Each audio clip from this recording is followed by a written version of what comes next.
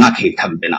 রাস্তার ধুলো মলিন দিন কাটাবে না কোনো শিশু, কেউ কাউকে ধোঁকা দেবে না, দেশের টাকা বিদেশে পাচার করবে না, অন্যের ক্ষতি করবে না, অন্যের দুঃখে ব্যতীত হবে, পাশে দাঁড়াবে সাহায্যের হাত বাড়িয়ে।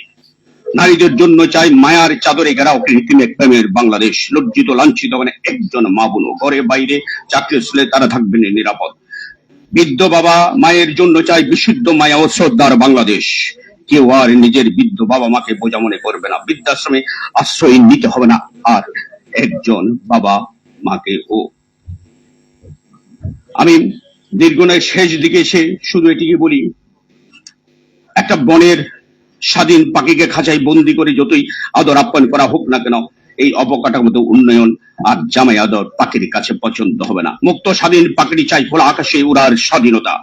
আমরা অবকাঠামোর দিক থেকে উন্নতি হচ্ছে ঠিকই, কিন্তু সেই সাথে বিসর্জন দিচ্ছি পাখিটির মতো খোলা আকাশে উড়ার স্বাধীনতা। আমরা গণতন্ত্র চাই, আমরা ভোটাধিকার ফেরত চাই, আমরা জনগণের ভোটে নির্বাচন সরকারি দেশ পরিচালনা সেটা চাই।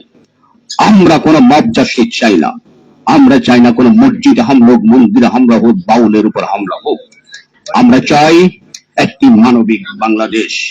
সবশেষ যেটা বলি, শেষ করব, 24শে জুলাই গণঅভ্যুত্থানের মধ্যেই আমরা জগদ্দল পাথরের মতো চেপে বসা ফ্যাসিস্ট শাহীকে তাড়াতে সক্ষম হয়েছি। এটা আংশিক সাফল্য। শত শহীদের আত্মবলিদান তখনই সার্থক হয়ে যদি দেখা যায় ফেসিবাদী শাসন ফিরে আসার সম্ভাবনা আর না থাকে।